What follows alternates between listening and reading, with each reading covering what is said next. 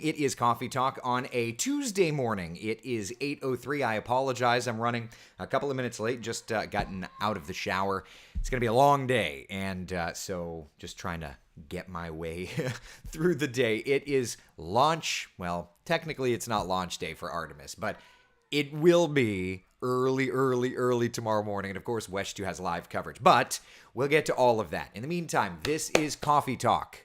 I'm First Warning meteorologist Eric Burris. A reminder, we are live on YouTube, Facebook, Twitter. And if you miss us, we're a podcast. Apple, iTunes podcasts, iHeart, and Spotify. Yeah, good stuff. All right, let's look outside, shall we? This is a shot looking over New Smyrna Beach. It is a lovely start to the day, isn't it? Beautiful morning. It's going to be a beautiful day.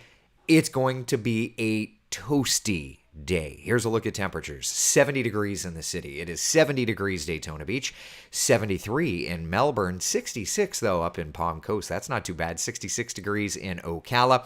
So we're looking good. Winds kind of light and variable, but more and more it'll be out of the south as we pick things up through the day today. By the way, First Warning live Doppler radar. Scanning, not really seeing much. It's a really quiet, lovely setup. So for today, the big weather story is going to be the heat. I'm bringing extra shirts with me just in case I sweat. I sweat. I mean, I'm going to sweat. Let's just face it. Yeah, bringing extra shirts over to the Kennedy Space Center in case. Today, 83 by 1 o'clock. We'll make it to 86 degrees by the afternoon. It is going to be, my friends, a toasty day. So let's do this. Oh, I hit the wrong button there. Let's look at temperatures across Central Florida today, okay? 86, that's our high temperature in the city. 85 will do it in Leesburg. 83 degrees in the Villages. Back over to the shoreline, 80 to 83 from Palm Coast over to Daytona Beach. Yeah, it's going to be nice, and it's going to be warm. My brother says not as much as you did. That's true. Sugar, you know what? Hold on one second.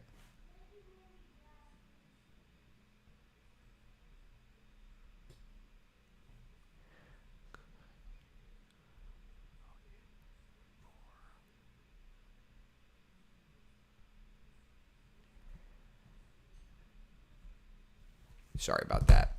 All right, so it's going to be a nice and toasty day. But just how hot are the records? That's a big piece of the puzzle, right? All right, let's look outside and see where we're at. Orlando forecast is 86. Record is 88 degrees. We're going to be within a couple of notches there. Sanford within a couple of notches there. And those are records that go back to the 1950s. Yeah, Leesburg, I think you're going to tie a record set back in the 60s. Daytona Beach, Melbourne, I think we're going to fall just short. And hopefully over at the Kennedy Space Center, it won't be like blasphemously hot. Does that apply? Does that work? I don't know if that applies. Either way, it's going to be hot. But if you're saying to yourself, like, okay, I'm kind of done with this, there is change around the corner. Take a look. 86 today, 68 on Thursday. Yeah, there's a big drop in temperatures coming up. Big drop in temperatures. When we see each other for Coffee Talk on Thursday, we're going to be discussing the cool morning and the chill that's going to be moving in. High temperatures in the 60s. Morning lows are going to be even chillier. Like, really, it's going to be a massive thing. Yeah, let's talk about that. Coming, 1 second. So here's a look at late week.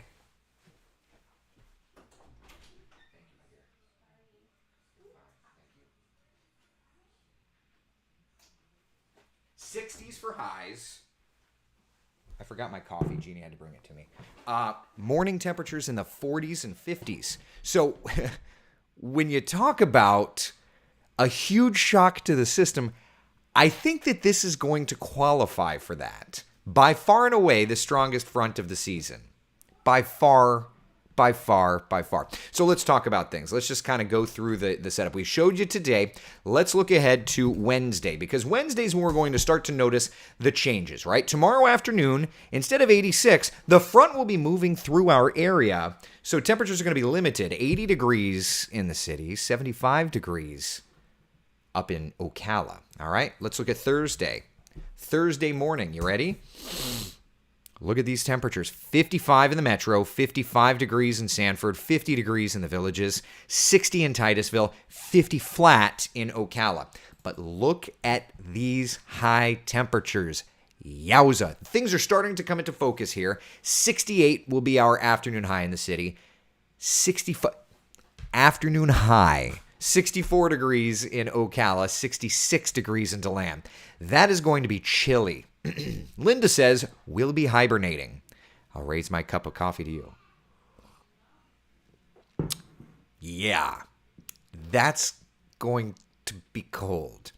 I did just get a new shirt, like a heavier flannel type shirt. Might have to dig that one out. Might have to wear that one on Thursday. All right, let's look at Friday morning. You ready for this? You want to talk about a shock to the system? I'll wait. 53 in Orlando, 48 to wake up in Leesburg, 48 to wake up in the villages, 46 to wake up in Ocala. Cheryl's saying, I wonder if we're going to have to put our heat on. Maybe? Kind of fits the bill, doesn't it? Yowza. Julie, we have a sister station in West Palm, not in Fort Lauderdale, but our station in West Palm is WPBF. I put 7.5 years in down there. Dew points, Chris, they're going to be, I would imagine, without looking, probably in the 20s, 30s, and 40s, I would guess. All right, so yeah, that's Friday morning. Friday afternoon, still looking good. 59 for a high temperature in Ocala, 62 for a high temperature in DeLand, 69 for a high temperature in Orlando. What? Cats and dogs living together, mass hysteria. That's what's happening in your neighborhood. Holy cannoli, big dang deal. I digress. Bring out the long sleeves. And you won't be rolling up the sleeves for the long sleeves. You're going to be wearing them down. Yeah. Ashlyn's asking fall weather for Thanksgiving. Couldn't ask for better. So, about that. Looked at some model data last night. Thanksgiving actually looks to be a little unsettled. Yeah, we'll have to see how that plays out. Now, let's look at our 7-day forecast because there's something else that looks fairly unsettled that I want to discuss, okay? This weekend's forecast is pretty up in the air. You see, we've only got a couple of showers in there. First off, looking at the 7-day forecast as a whole, 86, 80, 60s, 70s. So fall has entered the room. Great. Cool. This weekend's forecast gets pretty difficult. And this is what, if you were watching the afternoon coffee talk yesterday, this is what Manolfi and I were chatting about. Essentially, there's a storm system that's like going to be working in and overrunning this cold front. So here's kind of the setup. Saturday, there's going to be a few showers, but models are trying to illustrate this little storm system moving in. Now, where exactly the moisture goes, they're backing off on it, but where exactly that moisture goes, we're going to have to really tweak around the forecast. I'm not going to lie to you. This is a bit of a complex scenario. So we know Wednesday there's going to be a few showers as our next cold front approaches us. It's going to get chilly Thursday. And then Friday into Saturday, kind of another frontal boundary gets here and kind of stalls. And we just have to try and time out the shower activity. But one thing I can promise is not going to happen. We are not going to be getting snow, whereas other parts of the country are. So giddy up. Friday night football forecasts. Of course, it's Tuesday, but it's okay. It's playoff football, y'all. Look at how great these temperatures are. 50s, Ocoee, West Orange playing. That's going to be a lot of fun. I'm saving the Artemis, by the way, for last because we're going to spend a lot of time on it. So in case you're curious, like why I'm burying that lead. Treasure Coast coming up to play the Cowboys. Giddy up. That'll be fun. And last but not least, Edgewater and Tampa Bay Tech. Yeah, no hurricane, Janice. No hurricane. Jeannie says, sunny and cool, great. Rainy and cool, not so great. Hopefully we'll go with the sunny and cool option, right? That's my desire. Okay, so any questions? We'll put up the 7-day forecast. Any questions thus far? Terry's asking, rain on Thanksgiving? Here, let's just look at the models together.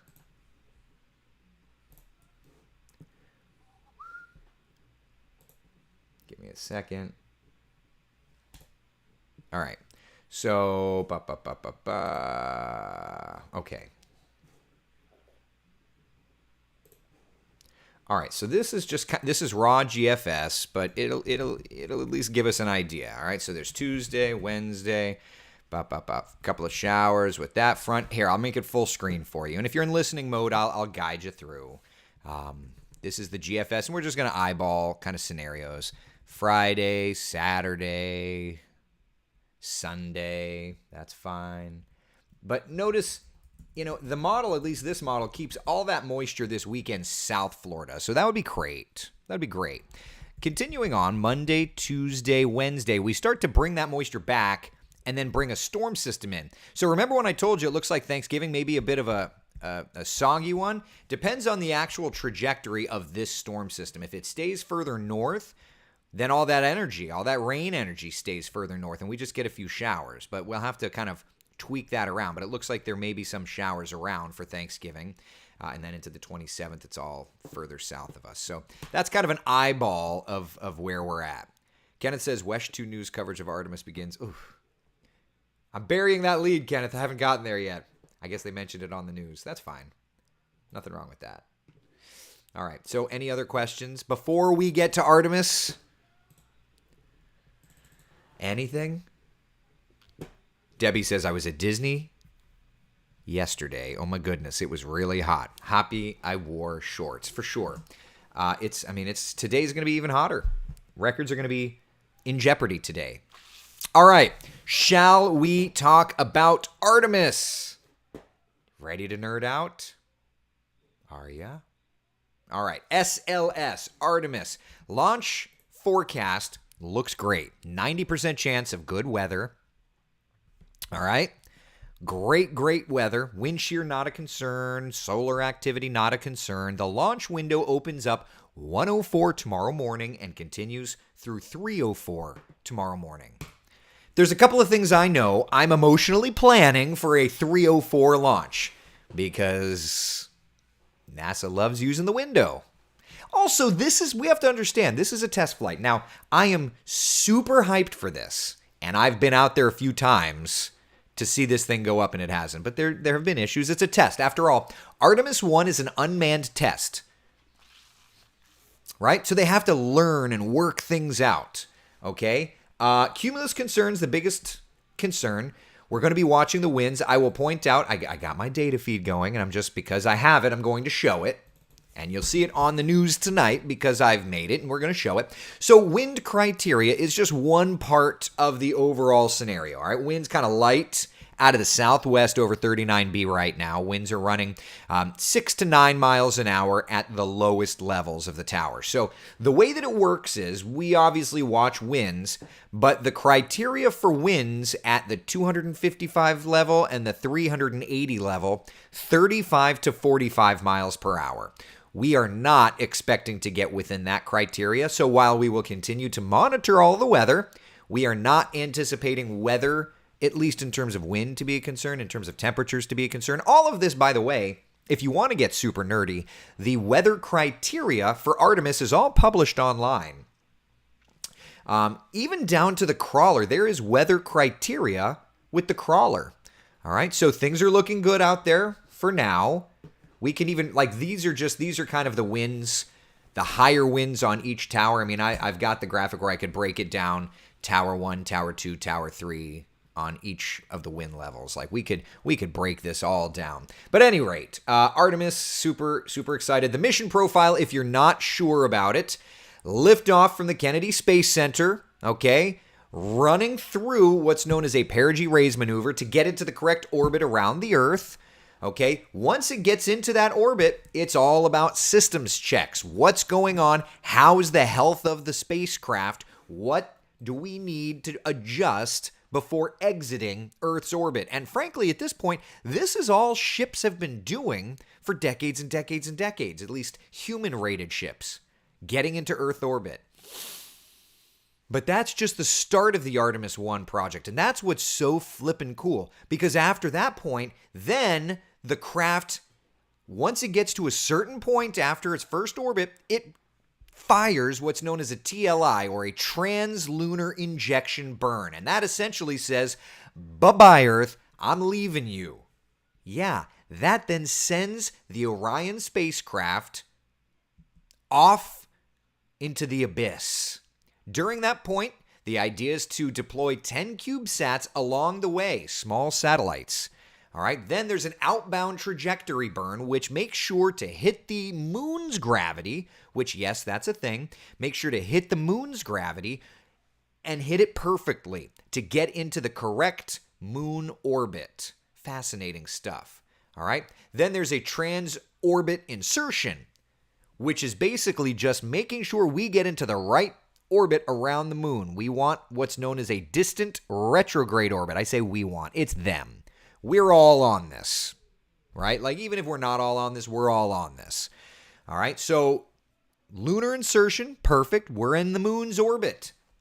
When was the last time a human-rated spacecraft did that? Oh, I don't know. Apollo.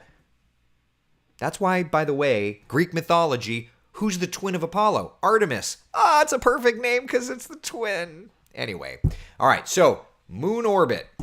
Then another burn, running what's known as an outbound powered flyby, okay?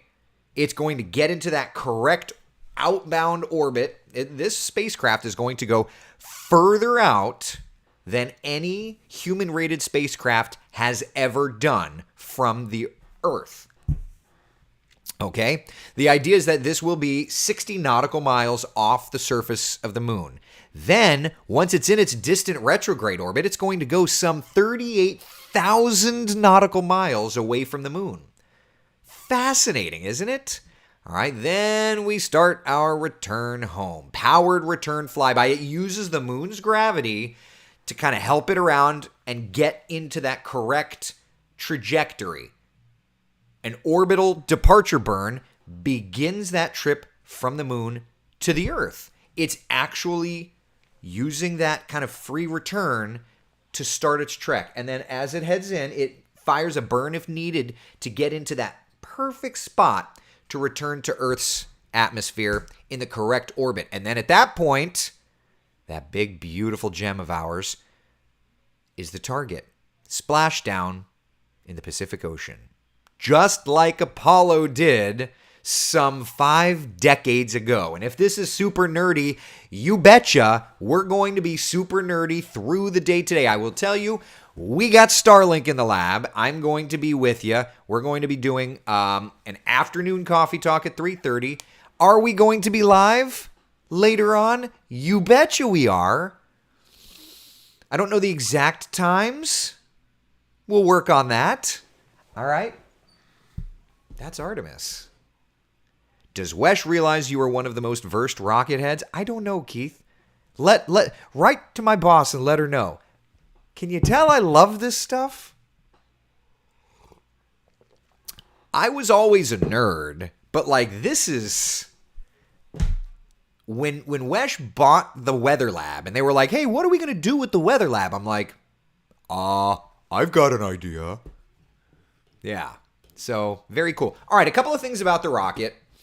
Okay, Artemis 1, one of the tallest rockets, one of the most powerful rockets ever created, all right? So, this SLS rocket stack will produce 8.8 million pounds of thrust. To put that into perspective, the Falcon 9 that we all nerd out about puts out a meager 1.7 million pounds of thrust. At sea level, of course. As you go up, the thrust calculations change. Space Shuttle, 5.3 million pounds of thrust. And the mighty Saturn V, the cherry on top of the sundae, put out 7.6 million pounds of thrust. This puppy tonight is going to top Saturn V. What? That is incredible. That is incredible. By the way, Falcon Heavy, of course, is stronger than Falcon 9 because there are 3 of them strapped together. And I would also add the Atlas V core stage puts out 0.8 million pounds of thrust. The Atlas V's strategy is that they can throw solid rocket boosters on the periphery, and that's where they can really get the mission-specific thrust. So it's kind of a fascinating avenue that the Atlas V takes, and of course, that's the United Launch Alliance. Okay, so anyway, I know we're nerding out. I'm sorry. Y'all started me down this path. I blame you. All right. As far as height goes, by the way, this configuration of SLS is 322 feet, not quite as tall as the Saturn V, but it's taller than anything I've ever seen launch in person. I mean, I'm a space shuttle era kid. That's 194 feet. This is like 50% more. Falcon 9 at 230 feet. So, so you can kind of get the idea there. All right, so let's talk about some mission critical timeline. Things really get going in the 3 o'clock hour at T-minus 9 hours, 40 minutes. That's the weather and fuel briefing, because at that point, it's, are we going to start to fuel this puppy? Right? So in the 3 o'clock hour, that's when that goes. I will be working. I will be updating you and all that fun stuff. All right? Fueling will begin at T-minus 8 hours. So around 5 o'clock-ish. Fuel topping, telemetry data, briefing, all of these things are building to that launch time frame, which tomorrow morning, very, very, very, very, very, very, very, very early. I'm going to be pulling an all-nighter, y'all. It's like a hurricane of sorts.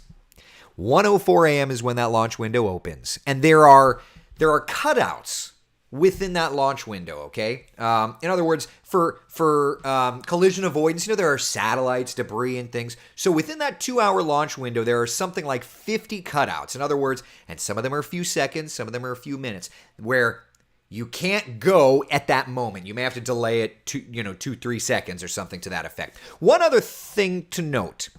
T-minus 30 seconds, okay? Anything up to T-minus 30 seconds, and NASA will be able to recycle the T count as long as there's time in the window. Once you hit T-minus 30 seconds, if in fact there is an S word, if you're not a nerd, you don't know what I'm talking about. But if for whatever reason at T-minus 30 seconds, if it's T-minus 29.9 seconds, and they have to hit a hold, that's an automatic S word, which it's not the potty mouth S word. It's what do you do in the shower? It's that one, okay? So anyway, that's something to watch out for tonight. I'm not, Ashlyn. I'm not saying the word. I'm not. I wouldn't do that. Debbie says, yes, we know the word. We're all nerdy. Good. So let's all nerd together. Okay? All right. So let's talk about the WESH coverage plan, all right? So I'm going to be heading out there like now. I'm going to be getting my credentials and hanging out. And then I will be live. I have to figure out what time they're technically going to let me on the Kennedy Space Center and hope that maybe I can sneak out there. Not sneak. It's a military it's an installation. They're not going to let me sneak. But maybe they'll let me out early. WESH is going to have us live at 4 p.m., 5 p.m., 6 p.m. Okay? Then at 10 and 11, Scott Heidler and myself will be live out there. And we're going to have, I believe, Stuart and Meredith field anchoring once again. And then, assuming we're going right on time, assuming they're hitting that 1:04 a.m. launch window, WESH 2 will have live coverage starting at 12:30. An expanded special report. And we'll be there for it, right? So tune in. We'll be there, baby. Now, social media-wise, let's talk about that plan. So I have my 3:30 coffee talk. Cool. We'll see you there. Brought to you by, not brought to you by, because we're paying for the dang thing, but it will be via Starlink. Then there's I'm thinking like 8 p.m. or 9 p.m. We're going to run an evening edition. We're not going to call it coffee talk. We have to button up and be all professional. But I'm hoping to get a launch weather officer where we can talk about weather criteria. We can talk about all kinds of things.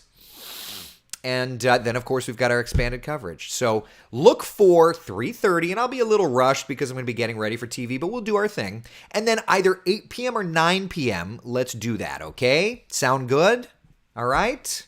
Any questions, comments, concerns? I'll put up the 7-day forecast here.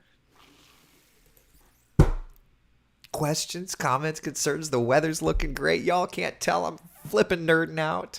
Wait until tonight's like 7 or 8 o'clock Facebook Live. I've got nerd stuff on rocket engines, the motors that are on this darn thing, which, by the way, if you've watched our expanded coverage, you've heard a little bit of it, but let's just dive down the rabbit hole even deeper. Because why not? Let's talk nerdy, right? And if my management has no idea what a rocket nerd I am, they'll figure it out. No wonder a girl never looked at me in high school.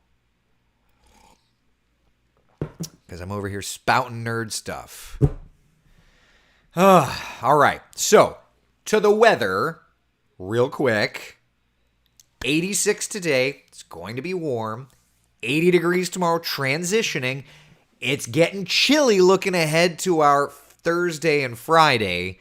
And this weekend looking great. Though I will tell you the chance of showers is a little questionable for this weekend. All right?